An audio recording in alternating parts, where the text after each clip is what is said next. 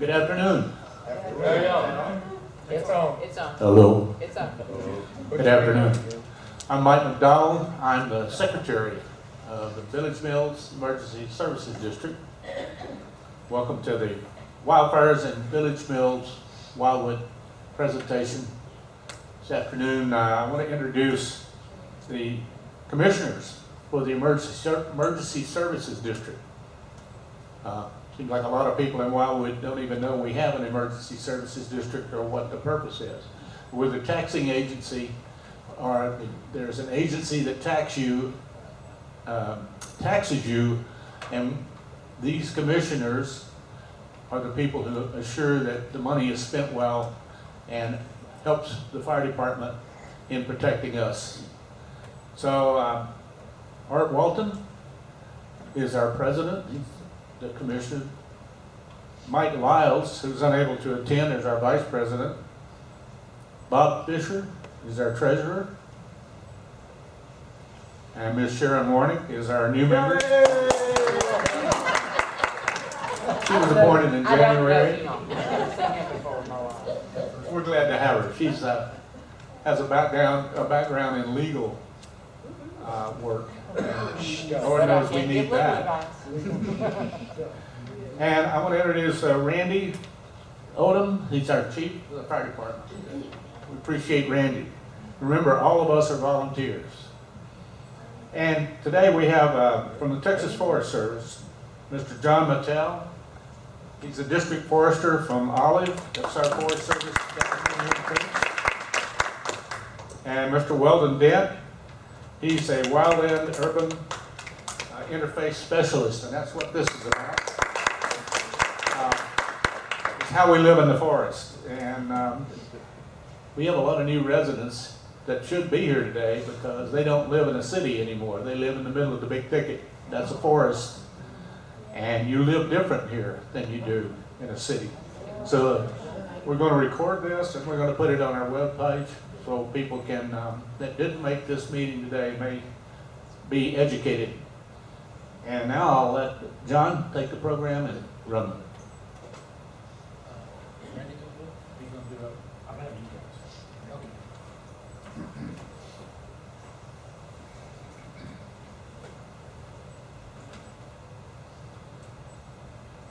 Good afternoon, can you hear me? Don't lose something. Run up to you. Can you hear me now? Now we can. Well, good afternoon, thanks for coming up today. I'm just going to speak a little bit about the local fire history.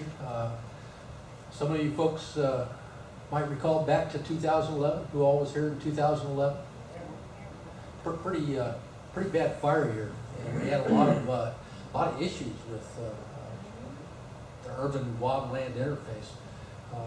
Our wildfires up here, we have a lot of people moving in that, like Mike said, just haven't had to live with that kind of environment before, and so that was a thought about getting some of the new people up to speed here.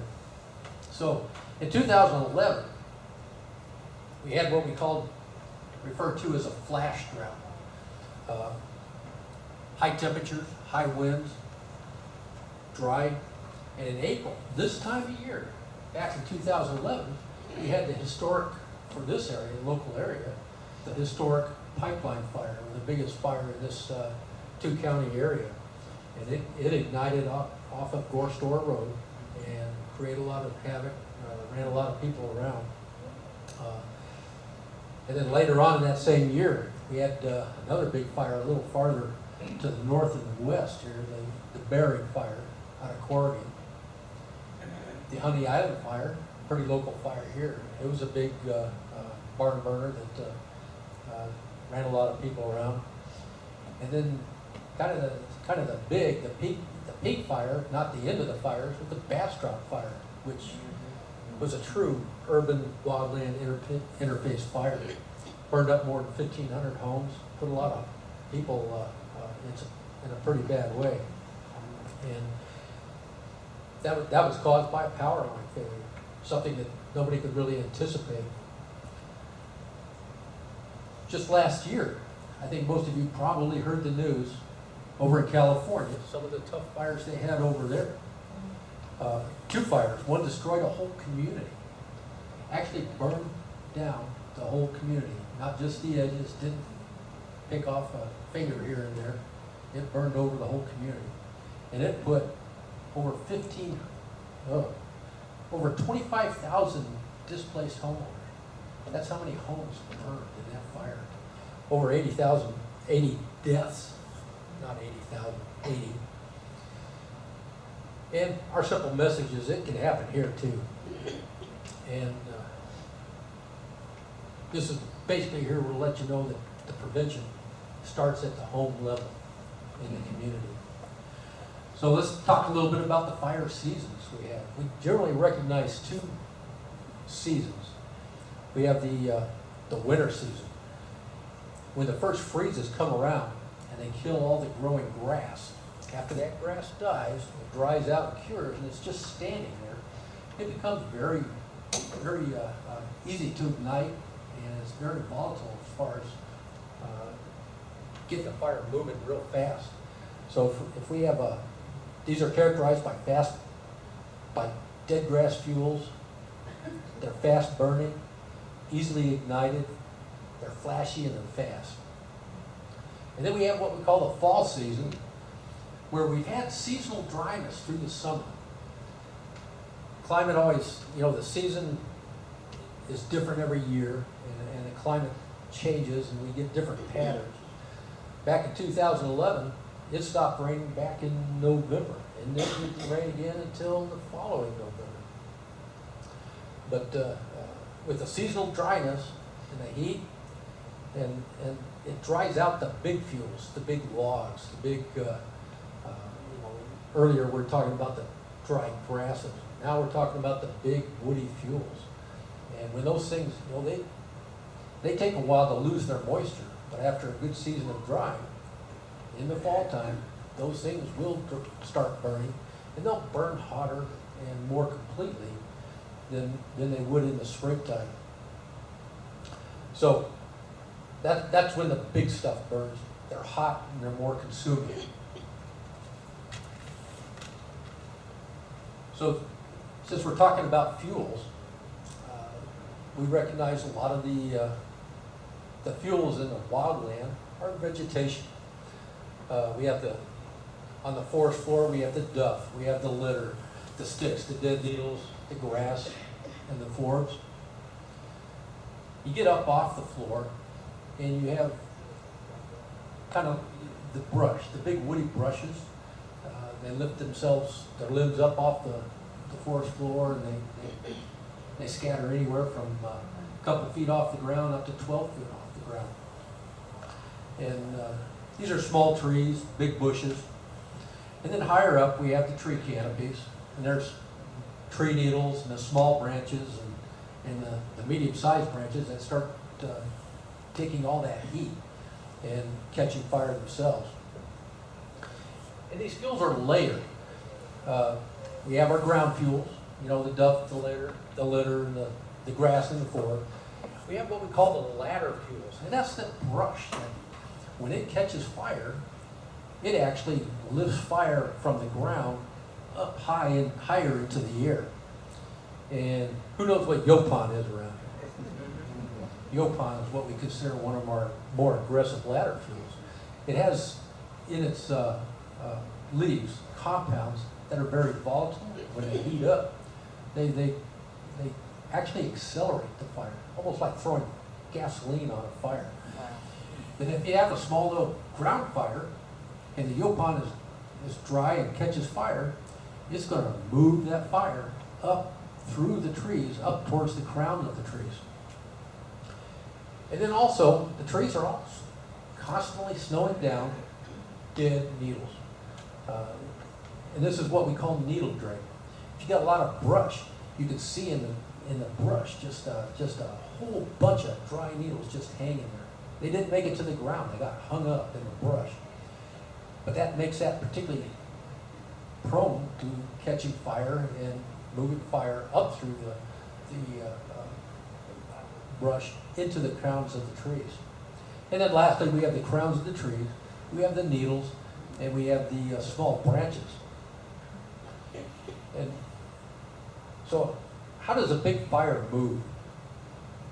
Well, of course, it's weather dependent. It just makes sense. The head fire, what we call the head fire, which everybody's interested in, that moves with the wind. The wind is pushing it. It is pushing air, it's giving it oxygen, and that fire is just moving with the wind.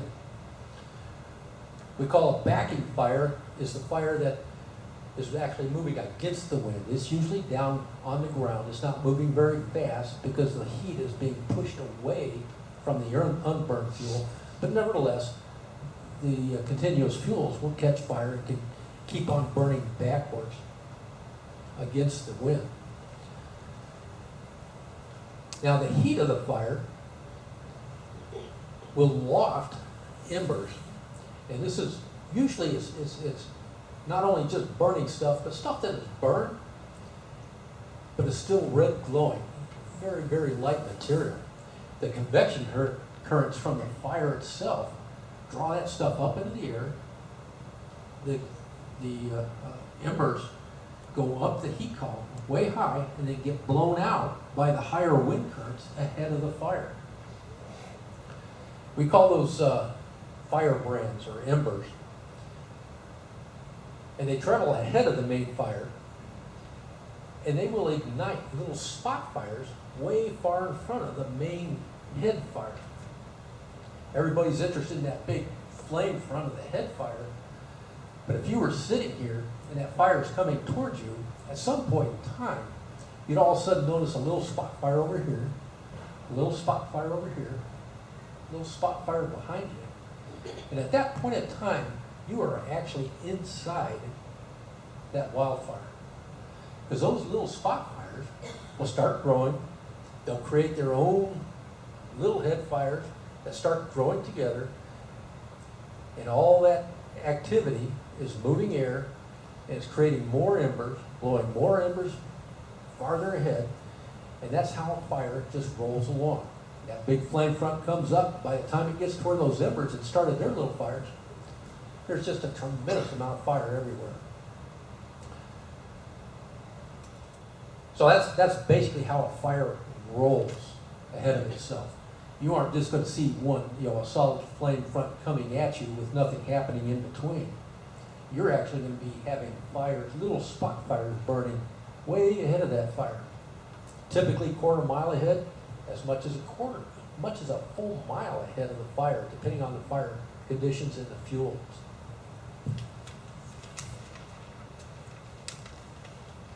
So how does a community burn?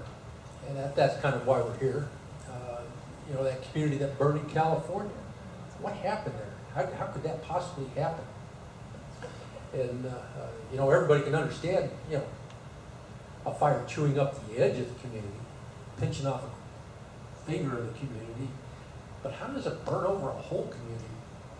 Well, in the wildland-urban interface, it is unique for the fact that we still have a lot of trees around. In that case in there, just like here, a lot of pine trees. Well, what happens in the fall time? A lot of those dead needles come down on the roofs. And remember those little embers that come along with spot fires? A lot of houses start burning for having embers catching fire to the dead needles on the roof, the dead needles around the house, some of the extra, the real, say a wood pile next to the house. And so, and once one house burns, boy, it starts moving from house to house. And that's what we call the wildland-urban interface. In the Forest Service, we have a team of people that deal with that particular issue. And they're called the Wildland Urban Interface Specialists. And with that, I'd like to introduce Mr. Weldon Dent. He came down from Lufkin to be with us today.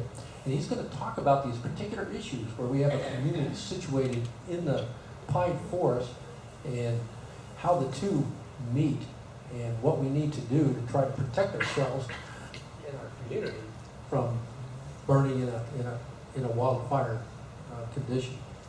So with that, I'd like to introduce Mr. Weldon Dent.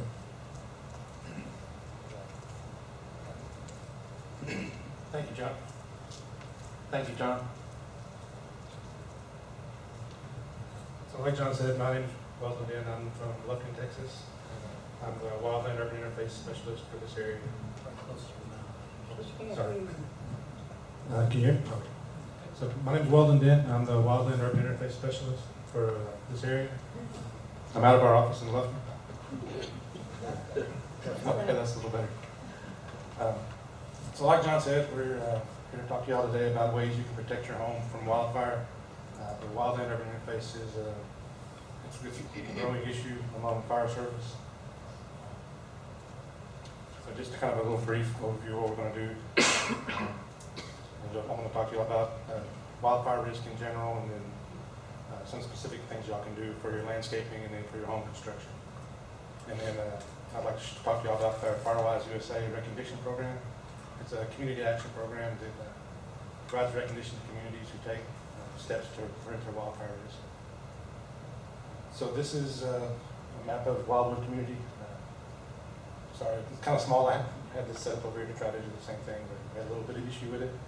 But if you can see these little dots all around your community, these are all wildfires that have been reported to TFS. These are just over a 10-year period from 2005 to 2015. And you can see the yellow ones are pretty easy to see, but if you can see all the little blue dots, the blue dots are from, the different colored dots represent different ignition sources for the fire. So the blue dots are the most common ignition sources, debris burning. And so John talked about that embers can travel a quarter mile to a mile under normal circumstances, and under the perfect conditions they can go up to 2 miles. So within the last 10 years, just within 2 miles of your community, y'all have had 35 wildfires that have been reported to TFS. So that's 35 times y'all been exposed where you could have had a potential wildfire in your community.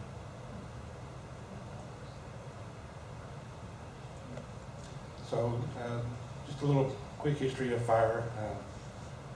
We can track fire by looking at the tree growth rings. So every time that a fire burns through a forest, it has the potential to leave behind marks on the trees, like little carbon buildups, kind of like this right here.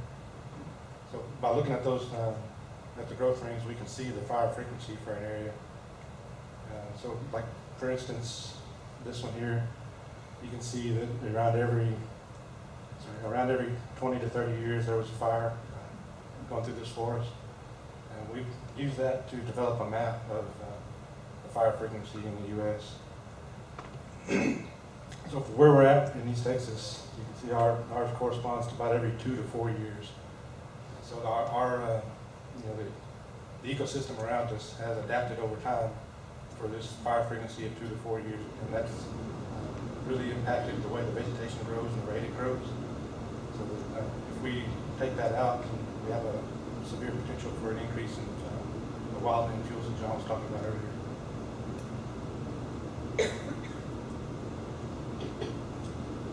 So just a couple of concepts.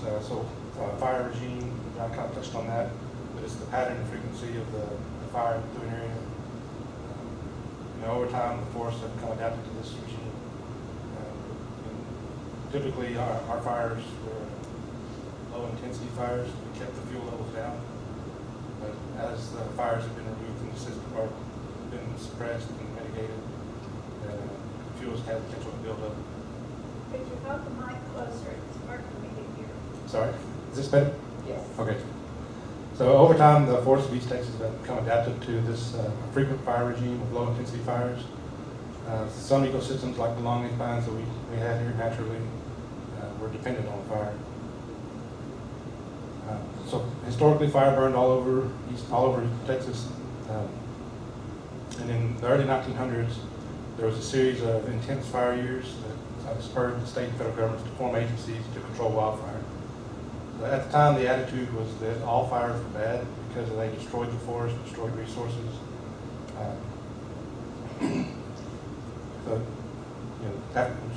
After 1910, there was a very bad fire season up in the Pacific Northwest. and up in the Rocky Mountains. And it spurred, it caused the U.S. Forest Service to adopt their 10 a.m. policy, which was that every fire was put out by 10 a.m. the following morning. Then in 1915, the Texas legislature founded the Texas Forest Service, and we were chartered with protecting the lumber resources of Texas, or the timber resources of Texas, both from overharvesting and from fire.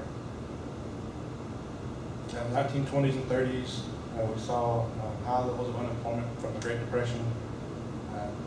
This helped the Forest Service out because they had a lot of people to go fight the forest fires.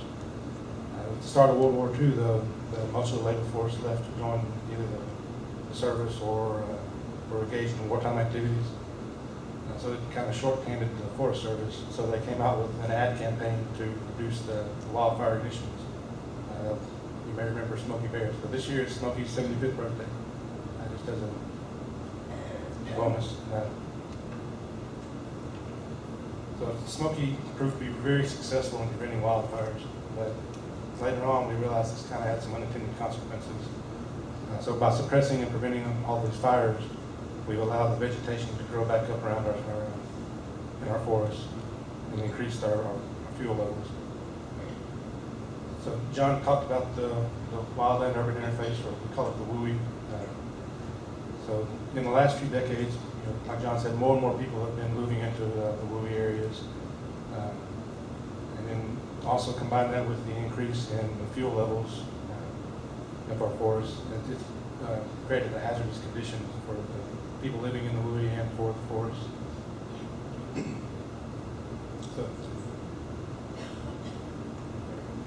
So there's a program that was developed by the National Fire Protection Association. It's called Firewise USA. So this is a recognition program that it was developed as a way to help community residents become educated and involved with simple ways they can reduce their wildfire risk and help protect their homes and their families. So Firewise has three basic components. There's landscaping, home hardening, and education. We'll touch on each of these. So for the landscaping, you can see the home has three circles drawn around it. These are what we call the home ignition zone.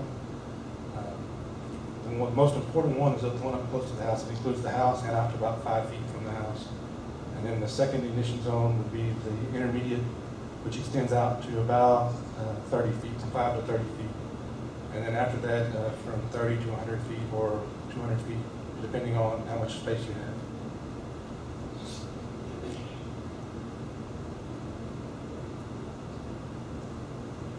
So like I said, the most important one is the immediate zone. We also call this the non-flammable zone. Try to treat everything in this zone. We want to try to reduce all the ignitions, anything that could catch an ember or be easily ignited by flame.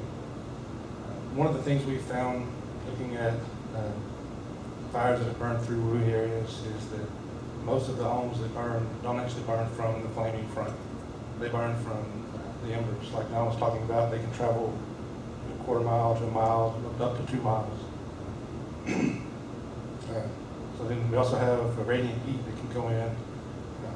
It extends out away from the front, from the flaming front of the fire, and it can preheat your home. It's not really typically an ignition source from itself, but it can cause your home to heat up, and then they get a lot easier to ignite from embers.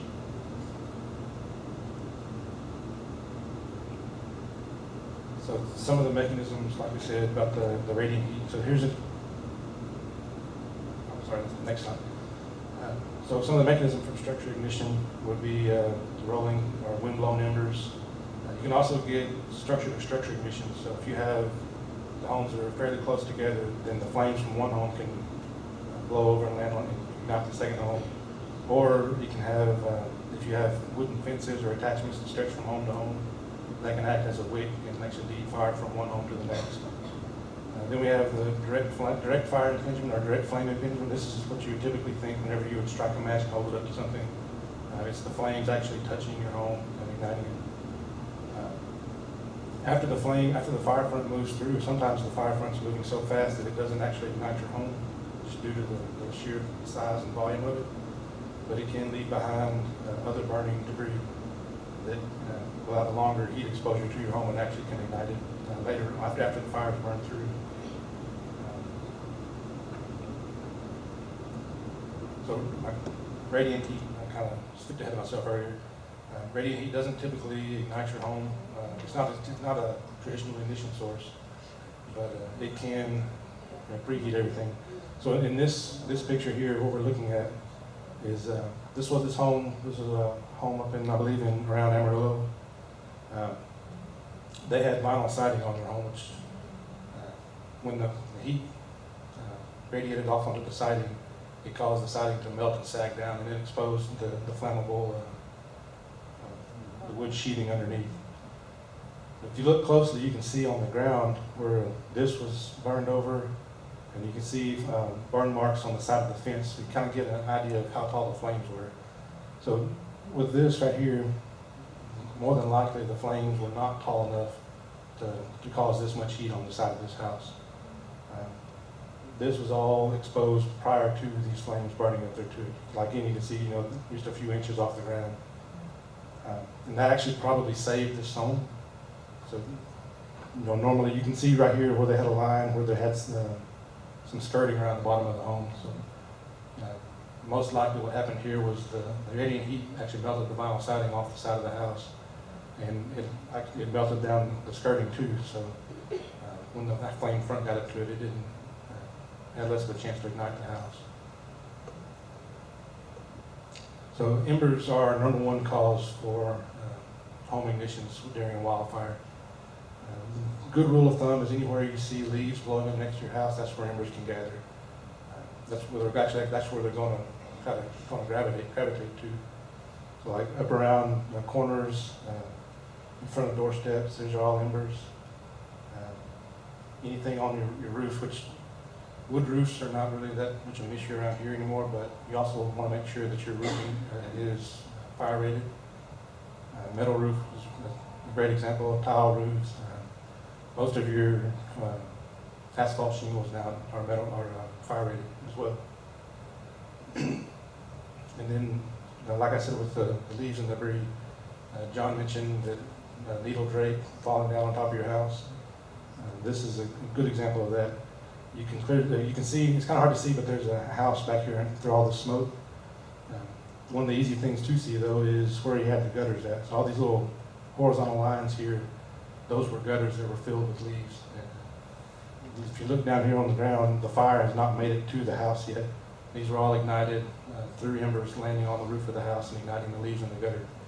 And then some of them fell down and actually ignited the yard right here. This little fire in the yard is not the main fire. That was just a spot fire ahead of the fire.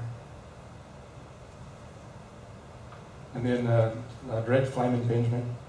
So this is when the flames actually make it to the house. In a wildfire, though, most of the houses are through embers, but we can have structure-to-structure ignitions, and then if you have any kind of wooden attachments that can carry the fire up to your house.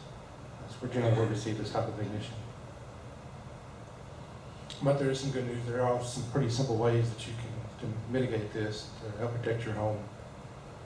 So one is the concept of defensible space. So this ties in with the home ignition zone concepts. Doing little things around your house can actually have a big impact on it. So I don't want you to get overwhelmed and think that you have to do everything on the list all at one time. So here's these are two fires. So these were both in 2011. This was the Double Diamond Fire just outside of Fritch, Texas, near Amarillo. And then this was the Riley Road Fire near Huntsville. So we talked about the home ignition zone. So this homeowner here, he maintained his yard out away from his house. We recommend 30 feet is where most of your efforts go. Definitely the first 5 feet though around your home is the most important area. But the only thing that saved this home, so to this side of here, there were homes lost. It was on Mother's Day weekend, and someone was barbecuing in their backyard and dumped out the coals, and that's what caused the ignition. But it ended up burning down, I think, about 200 homes. So about 200 homes that were lost Mother's Day weekend. So this one was Riley Road Fire, and we'll go into it in a little more here in just a second. But these are, he has his vegetation in islands around his house, kind of landscape them out. So that's one of the things that we really promote with the home ignition zone, is to break up the continuity of the fuel. So if you have just a solid line of grass and brush going up to your house, and that's just catches fuel leading up to your house, it can act as a wick. So right here you can see they've done a good job of isolating. You know, they still have their landscaping, it still looks good, but they moved it out to where they little pockets. So if the fuel, if that burns up, then it's not going to carry on to the house as easily. And then also he used his, we can use your driveway or walkways as fire breaks. So it'll break, it again breaks up the fuel's continuity, so the fire won't actually make it all the way to your home. So just carrying on with that, here's an overhead view of what we're trying to accomplish. So they have the trees spread out away from the home. So as you move closer to the home, you want to give more spacing between your trees, and you want to keep in mind the horizontal spacing of it and also the vertical spacing. So we recommend around 6 to 12 feet out in the extended zone, but as you move in closer, you want to get it to about around 12 to 18 feet, like within the last 30 feet of your home. Try to get it a little more spacing between your trees. And in addition to the horizontal spacing, you also want to watch the vertical spacing. So if you have anything planted underneath your trees, you want to try to trim up the branches a little bit. Try to give about 6 to 10 feet of vertical spacing. Because if you think about your fuels, the height of the fuel also determines the height of the flames if it's on fire. So if you have a 2-foot tall shrub, we kind of, the general rule of thumb is about twice as tall as the plant. So for 2 foot tall, you could have up to 6 feet of flame, or the flames would be up to 6 feet off the ground. So whenever you're choosing your plants, just choose wisely. Think about the size of the plant as it grows. So it may be small now, but in 10 years, what's the canopy going to be like? You don't want to try to plant anything that will have the potential to either grow up underneath the eaves of your house and actually contact your house, or that it could extend over the top of your house and drop needles and dead limbs on your roof. And then getting into home hardening. So this is where construction techniques come into play. One of the biggest things you can do around your home to protect your home is through putting screens on your vents. So you have like chimney, even your chimney vents, or your chimneys, gable vents, soffit vents. Windows are a big one, and I'll have another slide a little later on that demonstrates the windows. But there's just some pretty basic, simple things that you can do. But like I say, it all has a cumulative effect on your wildfire protection. So yeah, getting to your windows. One of the big things about windows is that as the fire burns underneath it, it heats up the window. It'll heat up one side of the window more than the other. And so as the glass pane heats up, it expands. And if it's expanding at a different rate across the pane, then it'll cause the glass to warp and crack, or shatter in most cases. If you have a metal screen over that, then if the glass does shatter, then that'll keep out most of the embers. Like this window here, you can see there was no screen, and all the embers were exposed straight into the interior of the home. Another good example of this picture is that you had the vegetation. You had some plants growing up underneath the windows. So whenever you're planting around your house, that's one thing to consider, is to try not to plant directly underneath your windows. Move them out a little bit to the sides, so that if it does catch on fire, then it'll be less likely to heat up and shatter your window. And then over here on this side, if you see, so this homeowner had window screens, but they were not flammable, but fiberglass window screen. And so they were actually kind of melted away from the frames as the flames underneath it. Another thing you consider if you're doing new construction is to use double pane windows. Not only are they more energy efficient, but they also will give you an extra layer of protection in a wildfire. So this homeowner, you can see where the flames burned up next to the house, and they had a really good job of using fire-resistant siding, so the flames wouldn't burn on the side of the house, but they used a 2x4 underneath their AC unit. And you can see it doesn't look like much on the 2x4. It kind of, you can see a little bit of black char on the outside of it. But this homeowner is really lucky, because if you look over here to the side of the AC unit, you can see where there was a plastic spacer between the unit and the window frame, and it's starting to discolor and melt. So he was very close to having flames getting into his house and igniting his home, even though the outside is fairly fire resistant. There's a little more description on the vents. So the gable vents, ridge vents, soffit vents.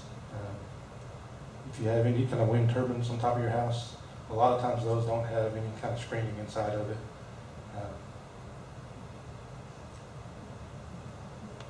And then also wooden attachments. We talked about the wooden fences can act as a wick towards your house.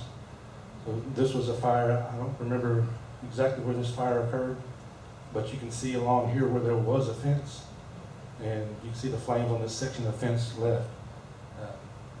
So this picture was taken by, taken after a fire burned through the area. There was, the story behind this was a fire truck, the fire crew was going past this house, headed to another house to try to save it that was already involved in the fire. And as they passed by this, they noticed that the fence was on fire and it was headed straight to the house. So they jumped out. They didn't have time to really do much, but they jumped out and kicked open the gate. The gate had been locked, so you can see right in here where they kicked the gate open, and that actually saved the house. So when they broke the continuity of the fuel going to the house. And then over here is a good picture of, you can see the fence burning. And if you look, there's no fire. The main body of the fire is actually further back this way. In addition to fences, you look at your steps, your porches, decks can also ignite. With this house, the steps ignited ahead of the flame. And I talked about earlier how the residual debris that was burning can ignite the home. This is what happened right here. You can see this is already burned. The fire has already moved through the area and didn't ignite the home directly as it moved through, but it left some debris burning that was able to ignite the porch later on.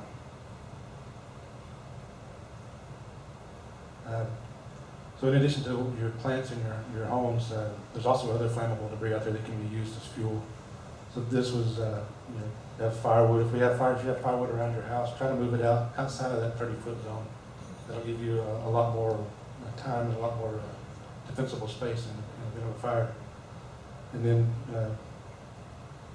so this picture, I just got back from doing a course for arborists, and we showed them this picture. There was just an example of firewood that had been burning that had ignited during a wildfire.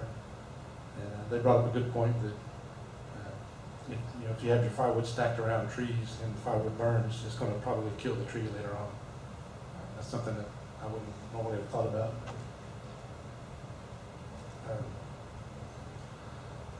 So just kind of sum up on that, for building materials, just replace all your combustible material where you can. Put screens behind your vents, keep your gutters clean, keep your roof clean of debris that can catch embers. Check out if you have any kind of crevices around your house. Sometimes you'll have a lip around the bottom of your house that can accumulate debris. Any kind of wooden attachments that, like fences or porches can carry fire up into your house. So you want to make sure we keep those cleaned off, no debris on them. One thing about decks that you can do that can greatly increase your fire resistance is to put screens around the outside of your deck. A screen or metal skirting or some kind of non-flammable skirting. This will keep debris from blowing up underneath your decks. Fires produce a lot of wind, So the low embers up underneath there, and you can ignite that debris under your decks. And then move combustible materials like firewood, trash cans, move all that away from your house. So I've got here's an example of some fuel mitigation work. So we do a lot of, we work a lot with communities on mitigating the wildfire fuels. We have a mulcher. We can help assist with mulching fuel breaks around communities. And so this is an example of one in Tahitian Village in Bastrop. This was 2016. So a little backstory on this. It wasn't TFS, but I believe it was Bastrop County that went in and they had recognized the wildfire risk, kind of doing the same kind of fuel mitigation programs that we do. And they had mulched some vacant lots around the community. They weren't able to get all of them. Some of the lots were, they weren't able to get a hold of the homeowners, or either the homeowners were not available for contact, or they declined to have the city come in, or the county come in and perform the work on their property.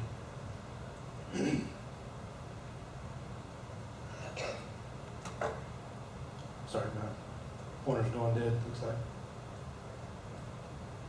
Something.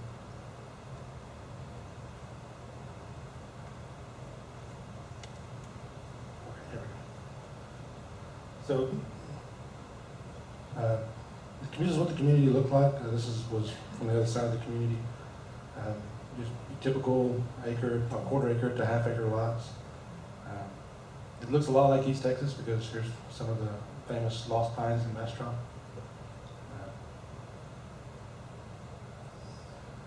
So here was the picture of the smoke column as the fire department was responding to this fire. They could be seen several miles away. It was a typical day in the middle of July, near 100 degrees with fairly low relative humidity. The winds were 12 to 20 miles an hour. So as the fire department was responding, they see the smoke column.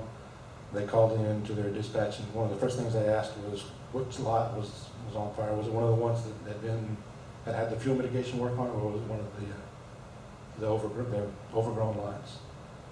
So luckily for them, it burned.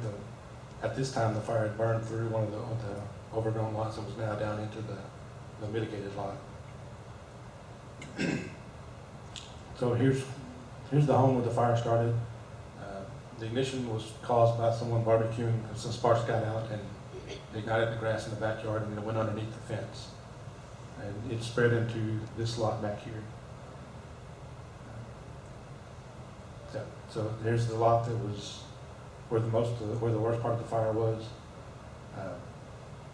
Again, this homeowner, they tried to contact him to perform the work on it, but they weren't able to get a hold of him. This is taken from across the street, so this would be taken to this area right here, which was identical to this area, identical prior to the fire. Here's where the fire started back here. It went under the fence. The fire department actually knocked the fence down to try to get to fight the fire some more. And it burned into the lot back here. So this is the untreated lot that burned. There was a lot of single tree torching. The fire had moved up into the crowns of the trees. John talked about ladder fuels and how the fire can carry from the ground to the mid-story up to the canopy. And that's what happened here. It's pretty indicative of what the type of fuels we have around here too. So these are all loblolly pine, and then their mid-story was yopon. So the same thing that we have, you see out there. And then this was the lot right next to it where they actually were able to catch the fire. So this was one of the lots they had treated. So they went in and mulched all the shrub, the brush out from under the canopy. So it kept the fire. There was still a little bit of scorching in the trees, but that shouldn't be an issue for the health of the tree. You can see where they had mulched, they had trimmed up on the bottoms of the trees to maintain that vertical spacing off the ground. And the fire, once it got to this lot, it actually came down out of the canopy and then got that back down on the ground. And the fire department was able to fairly easily control it at that point. Yeah, there's just a picture of their control line they put around it.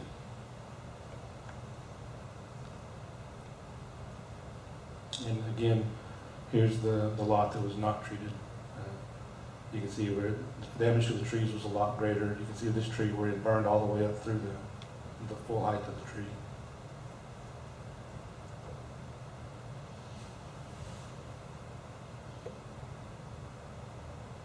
And just another picture from the distance on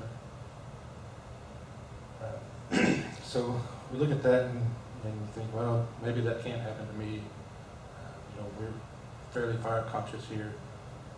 This was out in Bastrop. Here's another photo from Bastrop. This was from 2011 fire. So looking at this community, I mean, it looks like a pretty typical, nice looking community. A lot of newer houses. But one thing you see, I mean, there's not a lot of defensible space there between the houses. In fact, about the only defensible space they have would be right up here in this park. So you kind of wonder, does defensible space work? Well, here's the same community after 2011 fire. If you look, if you question the effectiveness of defensible space, this park up here is still intact. It did not burn through the park. Like John said, there was 1,500 plus homes burned 2011 in Bastrop. It can happen to you. So, we would like to help to keep it from happening. But, one of the things we can do to help is Firewise USA program. So since 2002, Firewise USA it was developed to empower neighbors, people in communities to work together to reduce their wildfire risk. So some of the benefits of the program is that it provides a framework for recording your actions and to documenting what the community is doing, and then keep everyone kind of working towards the same direction. It helps people learn about wildfire. It helps with community building, and like I said, it's a recognition program, so it can help get your community recognized, get some publicity. And then also there's an insurance discount for USA members. They offer a homeowners insurance discount for members living in a Firewise community. And then, like I mentioned earlier, where Texas Forest Service assists communities with fuel mitigation work. So if you're a member of a Firewise community, that will give you preference on if we have multiple applicants for grant funding or for mitigation work, then Firewise status will give you preference points over the communities that don't have it. So it's pretty easy to become a Firewise site. So there's a risk assessment, just like a form or a board or a committee just to document your efforts and for record keeping. And then develop an action plan, produce some type of educational outreach, just one educational outreach event per year. And then the wildfire risk reduction investment, which I'll get into that a little more. It's not an investment that you pay out to anybody, it's an investment in the community. So your risk assessment, so we will help work with the fire department, or we can do it independently. We prefer to work with the fire department just for their extensive knowledge of the communities. But we'll do an assessment. We'll come in and assess the homes in your community and kind of tell you where you're most vulnerable at. And we'll document that out and present it to the Firewise board, which is the next step is to form a board or a committee. So you'll need someone to document the progress in the community and to just for record keeping. And just to track your what all you've done, what your efforts were. So part of the keeping everyone focused and going in the same direction is an action plan. So it'll be just a multi-year action plan that you develop based off of the risk assessment. So it gives the community a direction to go so that they can have a common goal to work towards. And then one educational outreach event per year, which is, it can be anything from if the fire department has a fundraiser, then maybe have a quick Firewise presentation new community members. I know y'all talked about some of the new community members that would benefit from knowing some ways they can help protect their homes. And then the risk reduction investment. So this kind of turns a lot of people off when they see dollar signs. They may think that it's something they have to pay out of pocket, but this is not. It's just a way to track your community's efforts, your work towards your Firewise workforce risk reduction. So it's calculated based off of the number of homes that you have in your community at $24.14 per home. What that means is, so if you had 100 homes, then it'd be $2,400 and $2,414. But that's not anything that is paid in. What that is it's based off of based off the national hourly rate for a volunteer. So the federal government says that a volunteer working for 1 hour is valued at $24.14. All we're asking for is for 1 hour's worth of wildfire mitigation work on each home in the community. And it doesn't, it can be anything as simple as from mowing your grass. It's something that y'all are already doing. It's just a different way of documenting it and recording it. They do it as a dollar amount, just in case that, so if you don't want to mow your grass or you'd rather pay somebody else to mow it, then you can record that amount too. In lieu of the 1 hour's worth of volunteer work, you can have the amount that you paid for any landscaping or, like I said, yard work, or if you do any kind of work on adding the metal screens to your gutter, to your vents, or any improvements on your house for fire resistance, that would include it on there too. And then fill out an online application. It's a pretty simple application. We can walk through it. That I think we'll have a question.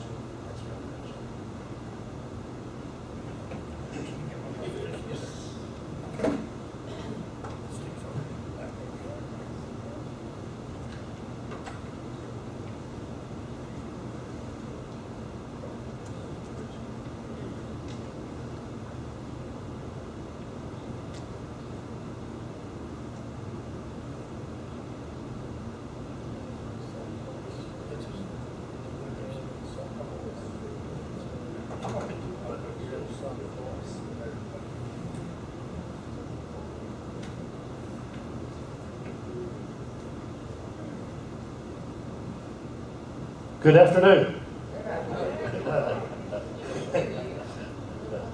Okay, so I guess I want to talk about a little bit how the fire department interacts with the Forest Service, a little bit off the wildfire type part, but helps us when they do have a wildfire. So the state of Texas puts aside money in different House bills for fire-related activities, and they use the Texas Forest Service to basically manage those funds, and fire departments apply for grants and rewarded different grants to use that money that the state of Texas has put aside.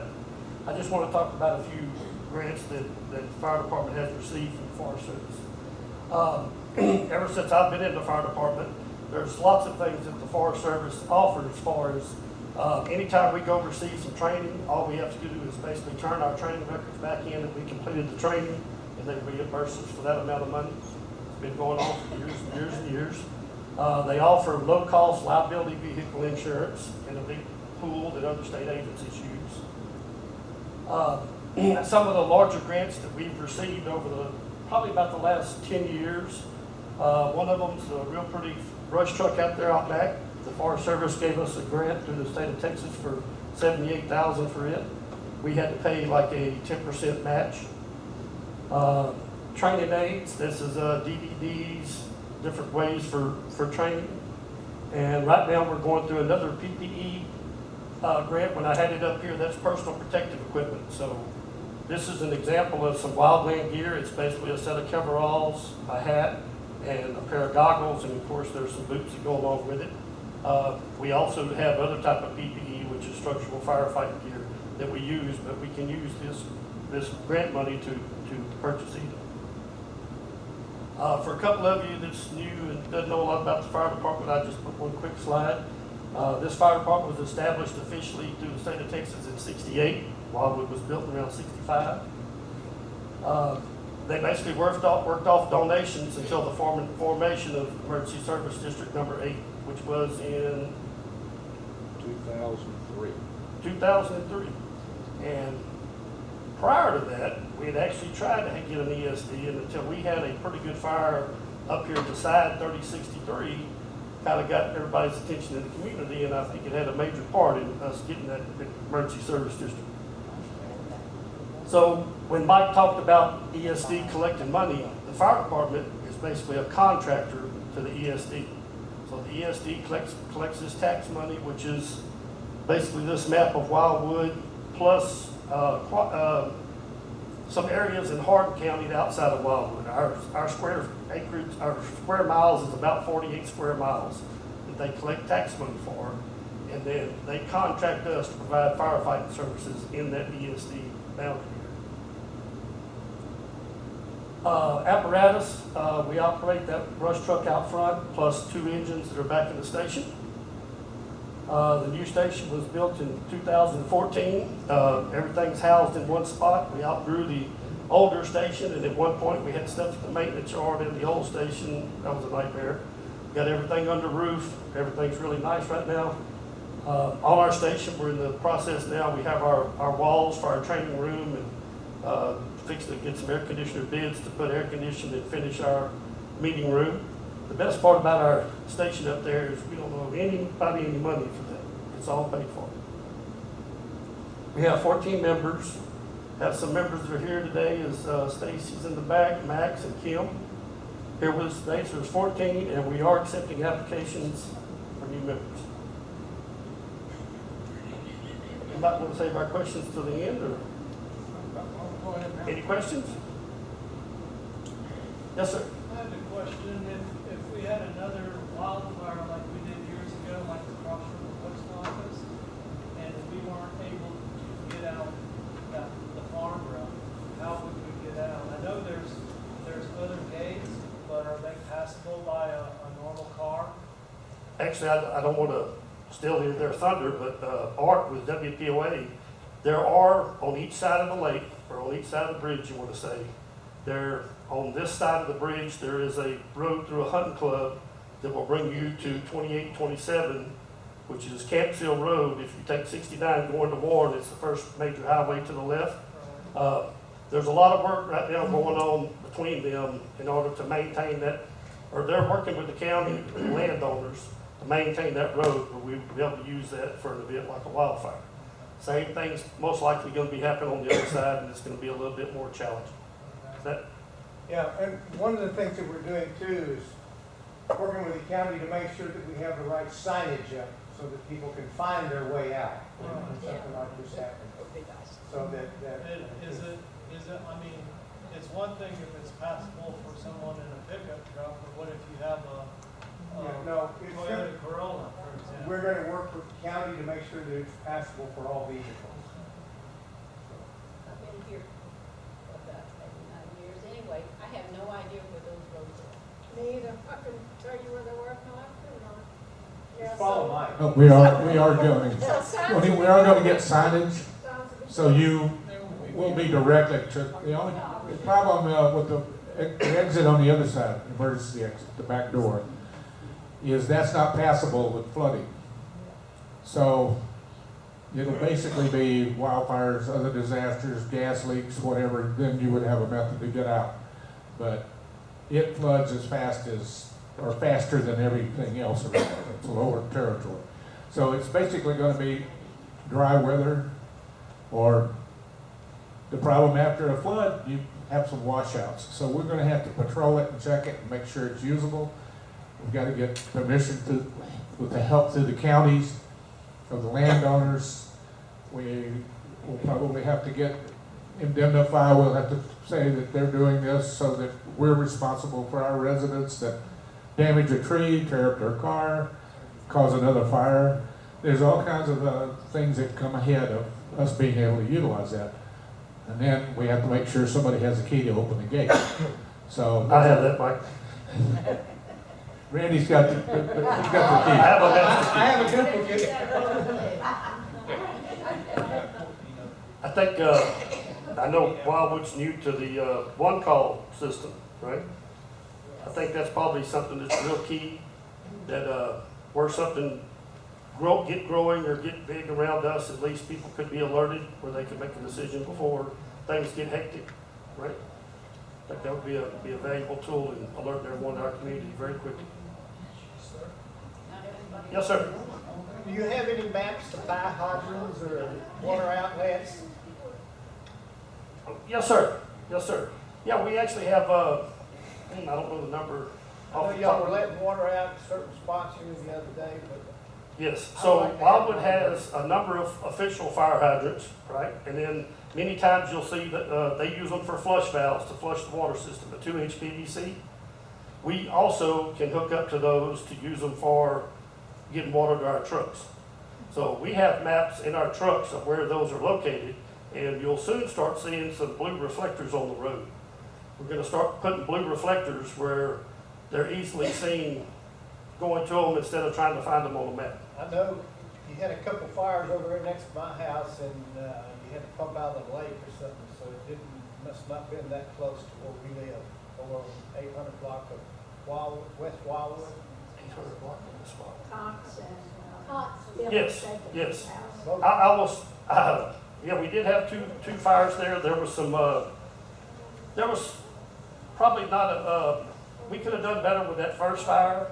We had some decisions that were probably made, not thinking we could have made it to a hydrant.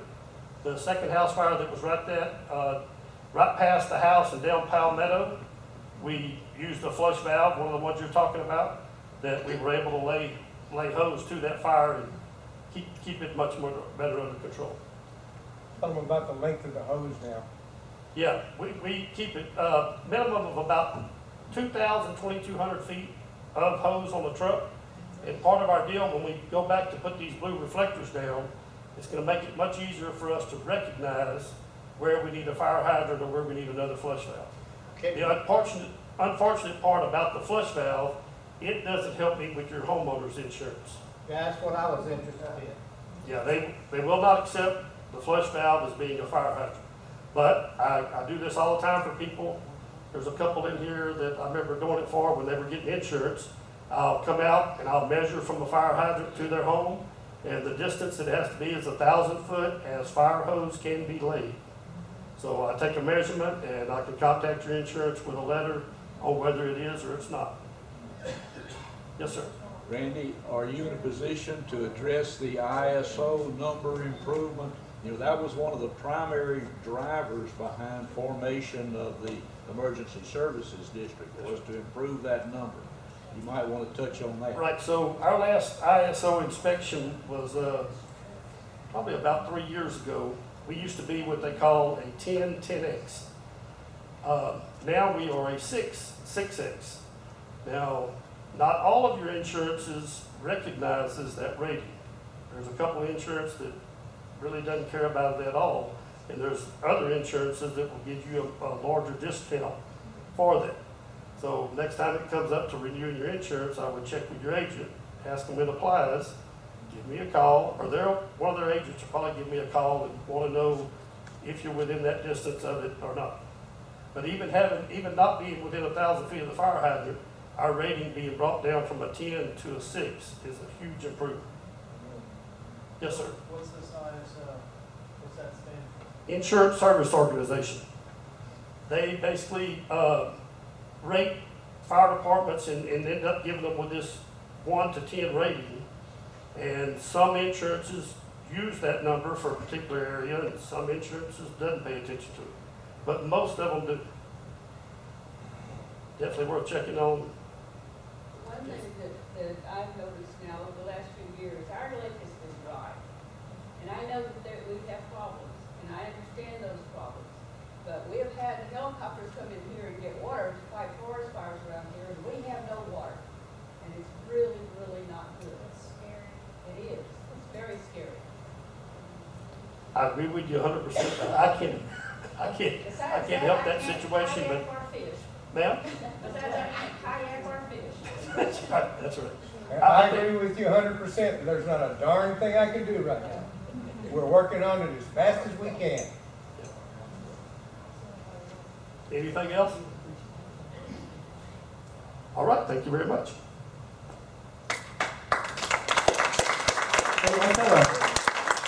We just got it, a big round of applause for these guys. They worked hard to put them together.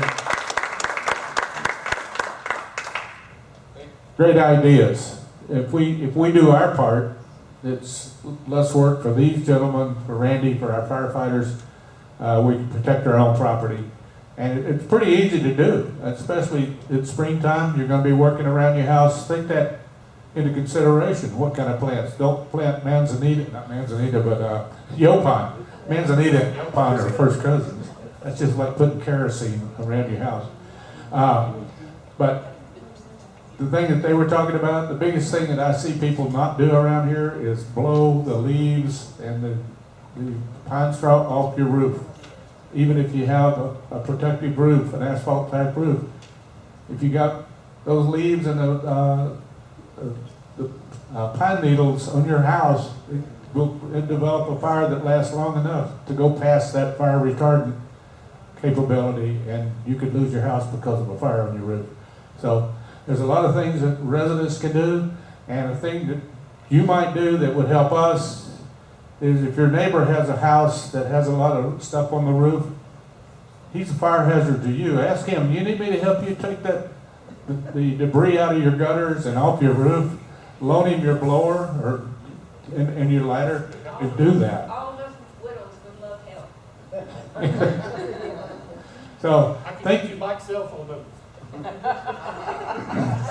And thank our volunteer fire department, all of these people, a round of applause, even if you're clapping for yourself, because it's a volunteer job, and we really appreciate it. We have a good fire department, good turnout, and good equipment now. I do So have something to say. The fire department has helped me a lot of times.